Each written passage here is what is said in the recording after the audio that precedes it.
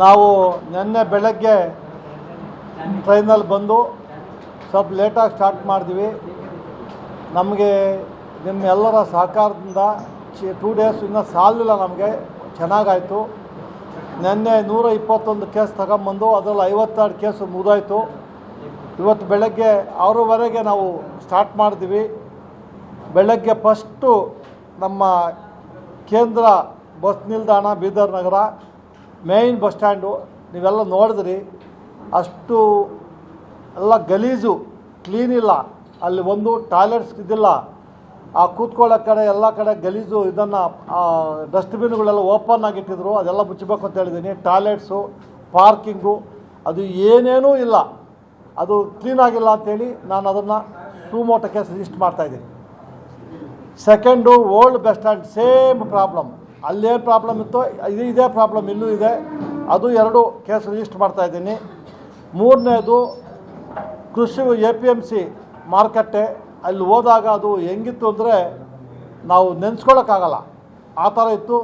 Madam ಅಡ್ಮಿನಿಸ್ಟ್ರೇಟ್ರು ಅವರು ನೋಡಿದ್ದಾರೆ. ಅವ್ರು ನಮ್ಮ APM ಸೆಕ್ರೆಟ್ರಿ ಇವಾಗಲೂ ಬರಲೇ ಇಲ್ಲ, ಬರೀ ಅಸಿಸ್ಟೆಂಟ್ ಸೆಕ್ರೆಟ್ರಿ ಬಂದಿದ್ದ. ಅಲ್ಲಿ ತಮಾಷೆ ಏನಂದರೆ ನಾವು ನೈಸಾಗಿ ಕೇಳ್ತಾ ಇದ್ವಿ, ಅಲ್ಲಿ ಎಷ್ಟು ಪರ್ಸೆಂಟೇಜ್ ಅಂತ. ಬರೀ 10% ಕಮಿಷನ್ನು ಅಂತ. ಅಷ್ಟೇನಾ ಅಂತ ನಾವು ಬೇಕು ಅಂತೆಲ್ಲ ಕೇಳಿದ್ವಿ, ನೋಡೋಣ ಹೇಳ್ತಾರೆ ಅಂತ. ಒಬ್ಬರು 8, ಒಂದು 10 ಅಂತ ಹೇಳಿದ್ರು ಕಮಿಷನ್ನು. ಕಾನೂನು ಪ್ರಕಾರ ಸೆಕ್ಷನ್ 65 APMC ಆ್ಯಕ್ಟಲ್ಲಿ ರೈತರಿಂದ ಯಾರು 1 ಪೈಸಾ ಕಮಿಷನ್ ತೊಗೊಳಕ್ಕೆ ಬರೋಲ್ಲ. ಓನ್ಲಿ ಬಿಟ್ವೀನ್ ದಿ ಟ್ರೇಡರ್ಸ್, ಅವರು ಮಾರಾಟಗಾರರಿಂದ ತೊಗೊಬೋದು ಅಷ್ಟೇ, ರೈತರಿಗೆ ತೊಗೊಳಕ್ಕೆ ಬರೋದಿಲ್ಲ. ಬೈಲ 25 ಇದೆ, ಆ ಥರ ಮಾಡೋಕ್ಕೆ ಬರೋಲ್ಲ. ಅಲ್ಲಿ ಏನೇನೂ ಇಲ್ಲ, ಕುಡಿಯೋ ನೀರಿಲ್ಲ, ಅಲ್ಲಿ ಟಾಯ್ಲೆಟ್ ಇಲ್ಲ, ರೆಗ್ಯುಲೇಷನ್ ಇಲ್ಲ, ಟ್ರಾಫಿಕ್ ರೆಗ್ಯುಲೇಷನ್ ಇಲ್ಲ. ಆಮೇಲೆ ನಮ್ಮ ಇವರು ಬಂದರು, ಅವರು ಲೀಗಲ್ ಮೆಟ್ರಾಲಜಿ ಬಂದು ರಿಪೋರ್ಟ್ ಕೊಡೋದು ಕೇಳಿದೆ. ಎಲ್ಲ ಚೆಕ್ ಮಾಡಿ ರಿಪೋರ್ಟ್ ಕೊಡೋದು ಕೊಟ್ಟಿಲ್ಲ. ಅದು ನಾನು APMC ಕೇಸ್ ಸುಮೋಟೋ ರಿಜಿಸ್ಟರ್ ಮಾಡ್ತಾಯಿದ್ದೀನಿ. ಆಮೇಲೆ ಈ ಘನತ್ಯಾಜ್ಯ ವಿಲೇವಾರಿ ಘಟಕ ಸುಲ್ತಾನ್ಪುರ, ಅಲ್ಲಿ ಒಳ್ಳೆ ಸುಮಾರು ಸಣ್ಣ ಬೆಟ್ಟ ಇದ್ದಂಗಿದೆ. ಆ ಸುತ್ತು ಆ ಸುಲ್ತಾನ್ಪುರ ಮತ್ತು ಇನ್ನೊಂದು ಯಾವುದು ಮಲ್ಕಾಪುರ, ಆ ಜನ ಎಲ್ಲ ಬಂದಿದ್ದರು. ಅಲ್ಲಿ ವಾಸನೆ ಭಾರಿ ಕಷ್ಟ ಇದೆ ಅಂತ ಹೇಳಿದ್ದಾರೆ. ಅದಕ್ಕೆ ಅಲ್ಲಿ ನಾನು ಎನ್ವೈರ್ಮೆಂಟ್ ಆಫೀಸರ್ ಎಲ್ಲ ಬಂದು ಅವ್ರಿಗೆ ಹೇಳಿದ್ದೀನಿ, ಅಲ್ಲಿ ಸುತ್ತು ಹಳ್ಳಿಗಳು ಯಾವ್ಯಾವುದು ಹೇಳಿ ಸುತ್ತು ಹಳ್ಳಿಗಳಿದೆಯೋ ಒಂದು 7-8 10 ಹಳ್ಳಿಗಳು, ಅಲ್ಲಿ ಈ 20 ವರ್ಷದಿಂದ ಇಲ್ಲಿ ಈಗ ಘನತ್ಯಾಜ್ಯ ಹಾಕಿದಾರಲ್ಲ, ಅಲ್ಲಿ ಮಿಲ್ಕು ಚೆಕ್ ಮಾಡಿ, ಆ ಮಿಲ್ಕಲ್ಲಿ ಏನು ಪಾಯ್ಸನ್ ಇದೆ ಚೆಕ್ ಮಾಡಿ ಅಂತ ಹೇಳಿದ್ದೀನಿ. ಬೋರ್ವೆಲ್ ಹಾಕಿದ್ರೆ ನೀರು ಚೆಕ್ ಮಾಡಿ ಅಂತ ಹೇಳಿದ್ದೀನಿ. ಮಕ್ಕಳು ಇದಾಗಿದ್ದರೆ ಏನು ಪ್ರಾಬ್ಲಮ್ ನೋಡಿ ಅಂತ ಹೇಳಿದ್ದೀನಿ. ಆಮೇಲೆ ತರಕಾರಿ ಬೆಳೆದಿದ್ರೆ ಅದು ಚೆಕ್ ಮಾಡಿ ಅಂತ ರಿಪೋರ್ಟ್ ಕೊಡಿ ಅಂತೇಳಿ ಎನ್ವೈರ್ಮೆಂಟ್ ಆಫೀಸರ್ಗೆ. ನಾಯಿಗಳ ಕಾಟ ಜಾಸ್ತಿ ಇದೆ ಅಂತ ಹೇಳಿದ್ದಾರೆ. ಆಮೇಲೆ ಅಲ್ಲಿ ವಾಸನೆ, ಇವತ್ತು PDOನು ಇವನು ಕರೆಸಿ ಅವ್ರ ಮೇಲೆ ಸಪ್ರೇಟ್ ಕೇಸ್ ರಿಜಿಸ್ಟರ್ ಮಾಡ್ತಾಯಿದ್ದೀನಿ. 2 ಹಳ್ಳಿಗೆ ನಾನು ಸುಮೋಟೋ ಅದು ಮಾಡಿ ಅದೆಲ್ಲ ಫಾಗ್ ಎವ್ರಿ ವೀಕ್ ಮಾಡಬೇಕು ಅಂತ ಹೇಳಿದ್ದೀನಿ. ಆಮೇಲೆ ಅಲ್ಲಿ ಮಂತ್ಲಿ ಅಲ್ಲಿ ತಿಂಗಳಿಗೊಂದು ಸಲ ಹೋಗ್ತಾರೆ ಅಂತ ಹೇಳ್ತಾಯಿದ್ರಿ ನಮ್ಮ ಏನು ಹೆಲ್ತ್ ವರ್ಕರ್ಸ್. 15 ಡೇಸ್ ಒಂದು ಸಲ ಹೋಗ್ಬೇಕು ಅಂತ ಆರ್ಡರ್ ಮಾಡಿದ್ದೀನಿ. ಅದು ಕೇಸ್ ರಿಜಿಸ್ಟರ್ ಮಾಡ್ತಾಯಿದ್ದೀನಿ ನಾನು. ಅದಾದಮೇಲೆ ಈ 5ನೇದು ಜಿಲ್ಲಾ ಸಾರ್ವಜನಿಕ ಆಸ್ಪತ್ರೆ ಬೀದರ್. ಇದಂತೂ ಭಯಂಕರ. ನಾನು ಯಾವ ಆಸ್ಪತ್ರೆ ನೋಡಲಿಲ್ಲ, ಗೌರ್ಮೆಂಟ್ ಆಸ್ಪತ್ರೆ ಎಷ್ಟು ಚೆನ್ನಾಗಿದೆ ರೀ ನಿಮ್ಮ ಬೀದರಲ್ಲಿ. 6 ಫ್ಲೋರ್ ಇದೆ, ಕೆಳಗಡೆ ಗ್ರೌಂಡ್ ಫ್ಲೋರ್ ನೀರು, ಎಲ್ಲ ಫ್ಲೋರಲ್ಲೂ ಕುಡಿಯೋಕ್ಕೆ ನೀರು ಇಟ್ಬೇಕು, ಡ್ರಿಂಕಿಂಗ್ ವಾಟರ್ ಇಟ್ಬೇಕು ಅಂತ ಹೇಳಿದ್ದೀನಿ.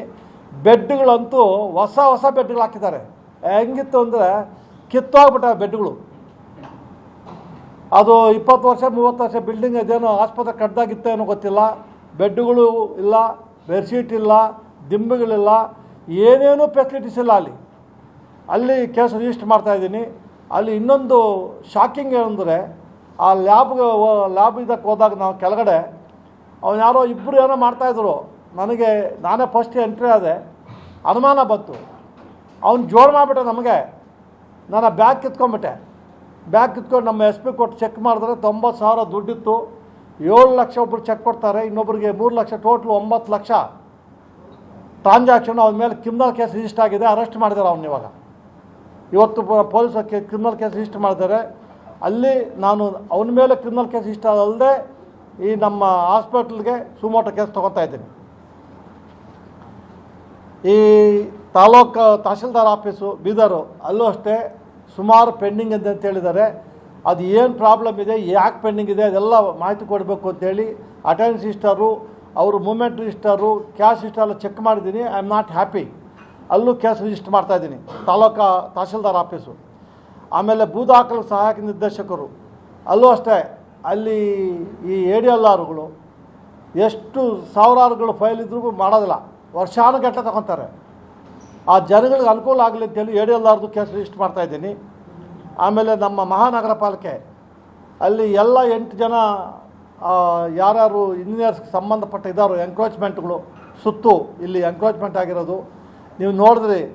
ಅಲ್ಲಿ ಎಂಕ್ರೋಚ್ಮೆಂಟ್ ಹೆಂಗಿರುತ್ತೆ ಅಂಥೇಳಿ, ಕೆರೆಗಳು ಎಂಕ್ರೋಚ್ಮೆಂಟು, ಲೈಸೆನ್ಸ್ ಕೊಟ್ಟಿರೋದು, ಬಿಲ್ಡಿಂಗ್ ವೈಲೇಷನ್ನು ಅವೆಲ್ಲ ಕೊಡಬೇಕು ಅಂತೇಳಿ 7-8 ಜನ ಇಂಜಿನಿಯರ್ಸ್ ಪಾರ್ಟಿ ಮಾಡಿದ್ದೀನಿ. ಅವ್ರ ಮೇಲೆ ಕೇಸ್ ರಿಜಿಸ್ಟರ್ ಮಾಡ್ತಾಯಿದ್ದೀನಿ, ಆ್ಯಕ್ಷನ್ ತೊಗೋತೀನಿ. ಅದಾದಮೇಲೆ ಇಲ್ಲಿ ನಮ್ಮ RTO ಆಫೀಸು, ಇಲ್ಲಿ 416 ಎಫ್ಸಿಗಳಿಲ್ಲ. ಅವರು 1 ತಿಂಗಳು ಟೈಮ್ ಕೇಳಿದ್ದಾರೆ ಆಫೀಸರ್ಗಳು, ಎಲ್ಲ ಸೀಸ್ ಮಾಡ್ತೀವಿ, ಇಲ್ಲ ಅವ್ರು ಎಫ್ಸಿ ರಿನ್ಯೂವಲ್ ಮಾಡಬೇಕು, ಅದು ಮಾಡಿಲ್ಲ. 1,28,000 ಟೋಟ್ಲ್ ಈ ತಾಲೂಕಲ್ಲಿ ಇದೆ ಅಂತೇಳಿ. ಅದು 400 ಕೇಸು ಬರೀ ಎಫ್ಸಿಗಳು ಇಲ್ಲ, ಇನ್ಶೂರೆನ್ಸ್ ಇಲ್ಲ. 24 ಇಲ್ಲ 12 ಶಾಲಾ ಕಾಲೇಜು ಅವೆಲ್ಲ ಮಾಡಿದ್ರೆ ಮಕ್ಕಳು ಹೆಚ್ಚು ಕಮ್ಮಿ ಆದ್ರೆ ಯಾರು ದುಡ್ಡು ಕೊಡ್ತಾರೆ? ಎಫ್ಸಿ ಇಲ್ಲ, ಇನ್ಶೂರೆನ್ಸ್ ಇಲ್ಲ. ಪೇರೆಂಟ್ಸ್ ಅಷ್ಟು ಪೇ, ಅಲ್ಟಿಮೇಟ್ ಸ್ಕೂಲವರು ಕೊಡೋಲ್ಲ, ಅವನು ಕೊಡೋಲ್ಲ, ಇನ್ಶೂರೆನ್ಸ್ ಇಲ್ಲ, ಯಾರೂ ಕೊಡೋದಿಲ್ಲ. ಅದು ಕೇಸ್ ರಿಜಿಸ್ಟರ್ ಮಾಡಿದ್ದೀನಿ. ಆಮೇಲೆ ಉಪನಿರ್ದೇಶಕರ ಕಚೇರಿ ಅವ್ರು ಹೋದಾಗ ಎಲ್ಲ ಬೊಂಬಾಟಾಗಿದೆ ಸರ್ ಅಂದ. ಏನು ಬೊಂಬಾಟಿಲ್ಲ. 52 ಹಾಸ್ಟ್ಲಿದೆ ಅವನಿಗೆ ಸಪೋರ್ಟ್ಗೆ. ಇವಾಗ ಒಂದು ಹಾಸ್ಟೆಲ್ ಪಕ್ಕದಲ್ಲಿ ಸರ್ ಚೆನ್ನಾಗಿದೆ ಅಂತ ನೋಡೋಣ ಅಂತ ಹೋದ್ವಿ, ಅಲ್ಲಿ ಏನೇನೂ ಇಲ್ಲ. 100 ಜನ, 140 ಸ್ಟ್ರೆಂತು, 100 ಜನ ನಾವು ಎಣಿಸಿದ್ವಿ ಮಕ್ಕಳನ್ನ, ಹೆಣ್ಮಕ್ಳು 100 ಜನ ಇದ್ದಾರೆ. 6 ಟಾಯ್ಲೆಟ್ ಇದೆ, 3 ಟಾಯ್ಲೆಟ್ ಸತ್ತೋಗ್ಬಿಟ್ಟಿದೆ, 3 ಟಾಯ್ಲೆಟ್ ಬದುಕಿದೆ ಅಷ್ಟೇ. ಫಸ್ಟ್ ಏಡ್ ಬಾಕ್ಸ್ ಇಲ್ಲ. ಆ ಮಕ್ಕಳಿಗೆ ಮೇಲೆ ಬಟ್ಟೆ ವಾಶ್ ಮಾಡಿ ಒಂದು ಕಂಬಿ ಕಟ್ಟಿಲ್ಲ. ಆ ಬಾತ್ರೂಮು, ಇದು ಏನು ಬಾತ್ರೂಮ್ಗಳು, ಆಮೇಲೆ ಅಡುಗೆ ಎಲ್ಲ ಕಲುಷಿತವಾಗಿ ಹೋಗಿದೆ. ಅವರು 2 ತಿಂಗಳು ಟೈಮ್ ಕೇಳಿದ್ದಾರೆ, 2 ತಿಂಗಳು ಟೈಮ್ ಕೊಟ್ಟಿದ್ದೀನಿ. ಅದು ಕೇಸ್ ರಿಜಿಸ್ಟರ್ ಮಾಡ್ತಾಯಿದ್ದೀನಿ. ಬೋತ್ ಉಪನಿರ್ದೇಶಕರ ಕಚೇರಿ ಮತ್ತು ಬಾಬಾ ಅಂಬೇಡ್ಕರ್ ಮೆಟ್ರಿಕ್ ನಂತರ ಬಾಲಕಿಯರ ವಿದ್ಯಾರ್ಥಿ ನಿಲಯ, ಇಷ್ಟನ್ನು ನಾವು ಟೋಟ್ಲ್ 11 + 1 12 ಕೇಸನ್ನು ಸುಮೋಟೋ ಕೇಸ್ ರಿಜಿಸ್ಟರ್ ಮಾಡ್ತಾಯಿದ್ದೀನಿ ನಾನು.